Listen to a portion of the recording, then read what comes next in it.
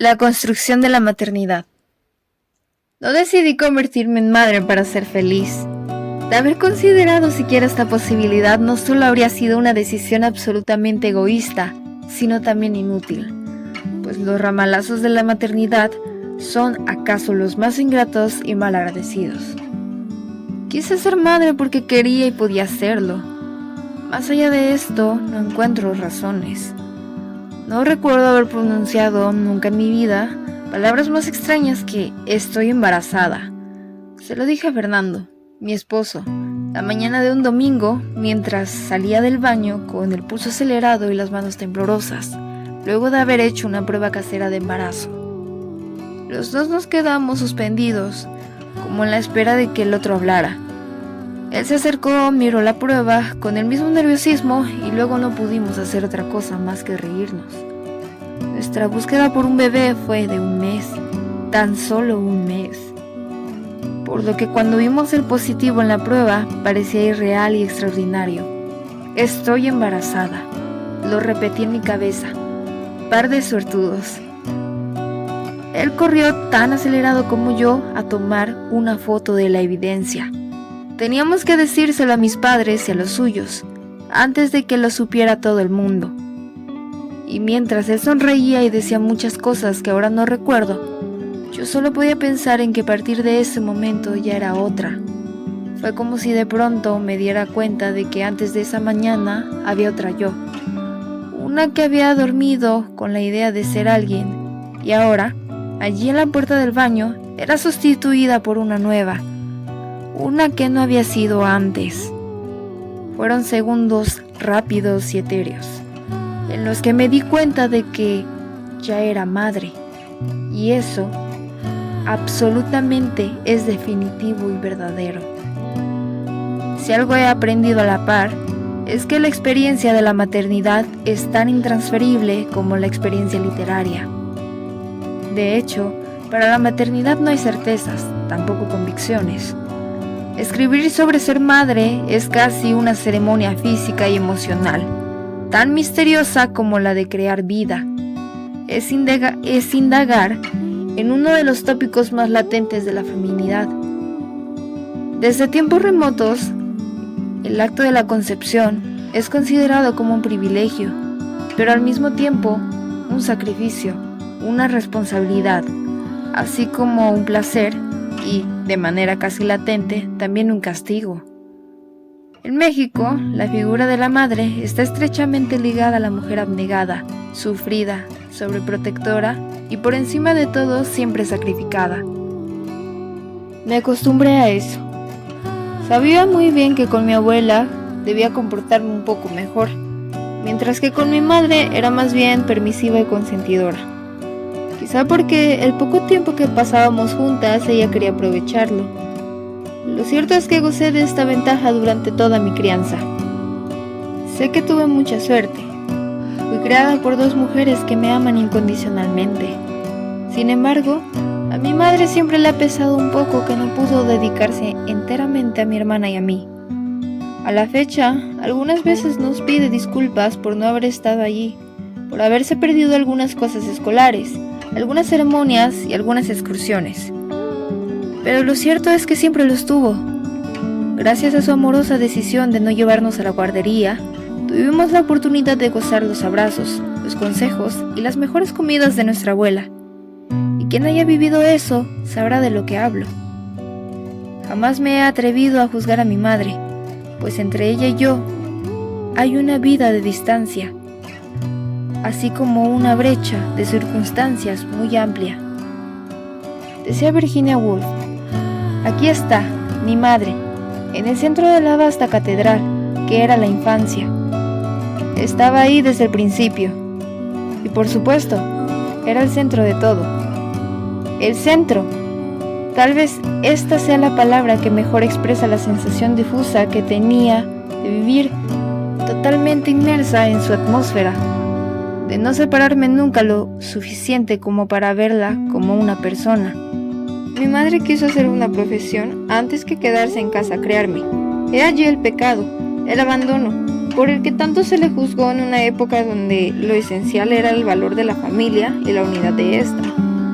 Me crié en un matriarcado, como muchos, en el estereotipo de la hija de clase media, de provincia, y, además, tradicionalmente católica. Sin embargo, no recuerdo haber expresado nunca antes en mi vida el deseo de ser madre. Para mí la maternidad era un concepto alejado, demasiado ajeno como para enterarme de ello siquiera. No me gustaban los niños, ni siquiera cuando yo era una. Los infantes que no podían correr o jugar conmigo me ponían de mal humor y los descartaba inmediatamente por parecerme aburridos y tediosos. Tampoco soportaba los llantos, ni los mocos, ni los vómitos, ni las manitas sucias de los más pequeños. Pero un día ocurrió. Quise ser madre, por supuesto, con al menos 20 años de distancia y respaldada por la decisión de mi esposo, también. Ambos deseábamos un hijo y entonces elegimos reproducirnos, convertirnos en padres y experimentar los sabores de la concepción. Asumimos que probablemente tomaría tiempo y estaba bien para nosotros, pues queríamos tener algunas cosas en orden antes. Detalles mínimos como crear un ahorro e irnos de vacaciones, preocupaciones de millennials. Sin embargo, el embarazo sucedió más pronto de lo que yo misma imaginé. Nos embarazamos a la primera, sin avisos ni advertencias. ¿Qué clase de madre voy a ser? ¿Qué clase de madre tengo que ser? Recordé una frase de Simone de Beauvoir: los hijos son la obligación de formar seres dichosos. Entonces comencé a temer. La mañana que Sylvia Plath se suicidó, la puerta de la cocina estaba perfectamente sellada para que el olor a gas no se filtrara por toda la casa donde sus hijos pequeños dormían. Al lado de las camas de cada uno de ellos había un vaso de leche por si despertaban con hambre. La anécdota no deja de parecerme conmovedora. Antes de ser suicida, una mujer es una madre. Que los hijos no sufran, que no pasen hambre y que vivan por encima de la muerte. La renuncia de la madre no tiene por qué ser la renuncia de los hijos. Sin embargo, Sylvia Plath ni siquiera imaginó que años después, su hijo menor, Nicholas Hawkes, también se suicidaría en la soledad de su domicilio. Formar seres dichosos. Vaya dificultad. En principio, habría que pensar en que la dicha no viene por efecto hereditario. No es rasgo adquirido por el ADN, sino más bien una circunstancia. Crear niños felices por encima de todo parece ser hoy la tendencia. Que si la crianza con apego, que si la estimulación temprana, que si la lactancia prolongada, todo va encaminado a evitar, bajo cualquier circunstancia, la frustración en los pequeños. Es decir, persiste una búsqueda por la felicidad permanente que satura las mentes de los padres, a tal grado que cualquier fracaso en la vida de los infantes es considerado perjudicial y nocivo. Esta urgencia por la satisfacción plena de los hijos no solo complica el concepto de la maternidad, sino que también lo distorsiona un poco. Las madres entran en un conflicto tremendo. Debo hacer todo bien. De lo contrario, engendraré algo peor que un Hitler. Hacerlo todo bien. Hacerlo todo.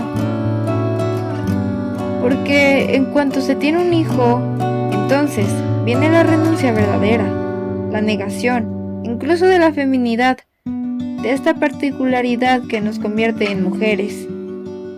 La madre tiene que sacar al otro adelante, no importan las consecuencias, enfrentándose a aquello que la escritora Adrienne Rich describe muy bien como la cólera y la ternura, o lo que es la alternancia moral entre el resentimiento amargo y los nervios crecientes y salvajes, y la gratificación y la ternura más felices. el sacrificio, pues, íntimo de ser madre. ¿Dónde está la tregua entonces? ¿Dónde se halla el equilibrio emocional de esta relación entre madre e hijo?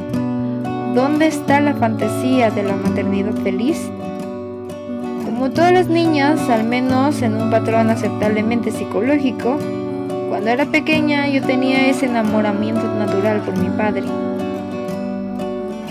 No tenía más de 4 años cuando de pronto le conferí poderes extraordinarios a la figura masculina y anulé la presencia de mi madre. A mi perspectiva infantil, pasar tiempo con mi padre era mucho más divertido y rechazaba la presencia de mi madre en cada cosa cotidiana. Pero repentinamente, por esas mismas fechas, en el jardín de niños me contagiaron de paperas. Caí en cama más de un mes y conmigo también mamá. Ambas estuvimos enfermas y recluidas. Como mi padre corría el riesgo de contagiarse, tuvo que tomar un poco de distancia. Vivíamos en la misma casa, pero mi madre y yo pasábamos más tiempo en la recámara. Dormíamos juntas, comíamos juntas, veíamos televisión juntas y usábamos un solo baño para las dos. Yo recuerdo esos días como un sueño, pero tengo presentes los detalles. Como mi madre tuvo que pedir incapacidad en la oficina, prácticamente se la llevó a la casa. En el comedor instaló una pesada máquina de escribir eléctrica, donde todos los días, cuando yo tomaba la siesta, se sentaba a trabajar. A esa edad, yo no era muy consciente de lo que sucedía. Era incapaz de entender que ambas sufríamos los dolores y achaques de la enfermedad de la misma manera. Incluso, mi madre un poco más que yo, pues he sabido que los paperas son peores en los adultos que en los niños. La reclusión en la casa nos sirvió para fortalecer un vínculo que no comprendí muy bien en ese entonces, sino hasta ahora. Mi madre, aún enferma, no dejó de trabajar ni tampoco dejó de atenderme, a mí, a la niña ingrata que la alejó durante un tiempo y a quien debía darle papilla de plátano, verduras machacadas y medicamentos en tiempo y forma. Además, cuando me encontraba de malas por la fiebre, probablemente mi madre pasaba por lo mismo, pero nunca se quejó, al menos no conmigo, no enfrente de mí, aunque tenía todo el derecho. En la periferia de la enfermedad estaba mi abuela, quien nos auxilió en los momentos más complicados. Fue la primera vez que tuve más o menos conciencia de lo que hacía mi madre en el trabajo. Durante los días de la enfermedad, la observaba teclear imparablemente en la máquina, pasando una hoja tras otra, a veces borrando con una goma azul la tinta de las páginas. El sonido de las teclas y el carro con el rodillo de la máquina cuando se acababa un renglón, poco a poco comenzaron a hacerse familiares para mí. Entonces me interesé por lo que ella hacía. Algunas veces me sentaba en su regazo y le pedía que me dejara apretar una tecla, aunque solo fuese una. Ella siempre accedía e incluso me permitía escribir algunas cosas en las páginas blancas, las que no estaban membretadas, y así entre los renglones saltados y manchones de tinta comencé a escribir mi propio nombre. El tiempo que pasamos aisladas en casa con cubrebocas y analgésicos debió ser una eternidad para mi madre. Ella apenas si se daba descansos de la pesada máquina para recostarse en la cama. Evidentemente, yo empecé a mejorar mucho antes que ella, pero no pude regresar al colegio hasta que pasó la cuarentena. Pienso que no fue la primera ni la única vez en que mi madre se sintió enferma, frustrada, con ganas de decir ya basta, renuncio, ya no quiero ser una madre. Pienso en que hubo más momentos en los que probablemente se cuestionó qué habría sido de su vida si yo no hubiese llegado inesperadamente en el primer año de su matrimonio. Mi propia maternidad me ha remitido a la infancia, a esa estación breve en la que no se tienen muchas certezas, pero incluso se sabe mucho más de uno mismo que en cualquier otro momento. Los miedos, los caprichos, el ensimismamiento en el que viví de niña vuelven a mí como un desafío. Tengo que mirarlos y no esquivar el rostro. Tengo que hacerme cargo de ellos y no evadirlos. Mi madre y mi infancia, ambas imágenes que perpetúan en mi memoria. Ahora puedo ver a mi madre como una mujer. Puedo entender sus renuncias, los privilegios y las comodidades que perdió al darme la vida, y al mismo tiempo confirmar que yo pronto comenzaré con las mías. Intento ver los resquicios, las fisuras de ese amor que me une a ella, y así contemplar los errores. Algunas veces me atemoriza la sola idea del sufrimiento maternal. Me pregunto muchas veces si seré capaz de soportarlo, si podré bregar con la vida siendo una madre. ¿Cómo seguir siendo yo? ¿Cómo defender mi espacio? ¿Cómo darle paso al instinto maternal sin dejarse devorar por el egoísmo, o peor aún, por la persistente sensación de desdicha? Tal vez nunca se podrá hablar de una verdadera vocación de madre. Todavía, hace unos meses, yo no sabía que tenía una, hasta que me descubrí embarazada. Entonces todo cambió. De pronto sentí que cada una de mis acciones tendría resonancia en el destino de otro ser humano. Nunca me había sentido con tanta responsabilidad ni tan asustada. Miraba a mi esposo, quien tan contento y jovial disfrutaba de la primera etapa del embarazo, igual que se disfruta un espectáculo en el que uno solo es el público. Mientras que acá, de este lado, todo ocurría de una forma real y vigorosa. Mis caderas ensanchadas, mis pechos que dolían como si fuesen atravesados por dos pernos, la salivación nauseabunda cada vez que a mi nariz llegaba un olor que no soportaba, el insomnio sustituido a veces por la irresistible sensación de un sueño de plomo, el aumento súbito de peso y la hinchazón de pies. Todo ocurre en mí. Allí estaban los primeros crecimientos de la construcción de mi propia maternidad. Allí estaba el silencio, la renuncia familiar de la mujer que pese a la pesadumbre sigue, lucha y resiste el camino. Era el sufrimiento primigenio que me saludaba y me abrazaba, como una especie de felicitación, como diciéndome, enhorabuena, ya eres madre. Pero también estaba el gozo. Podía sentir en mi cuerpo, en lo más recóndito de mí, el deleite insondable de crear vida. En mi vientre llevaba las reminiscencias del placer, el triunfo de la experiencia amatoria concreta en una experiencia vital. Me sentía capaz de todo, pues mi cuerpo lo estaba haciendo todo. Encontré la ambivalencia de la angustia y el goce. Fue como mirar por encima de la oscuridad, incluso del dolor, asumir mi genitalidad, no solo como parte de la sexualidad, sino también como punto de partida para la creación de constelaciones.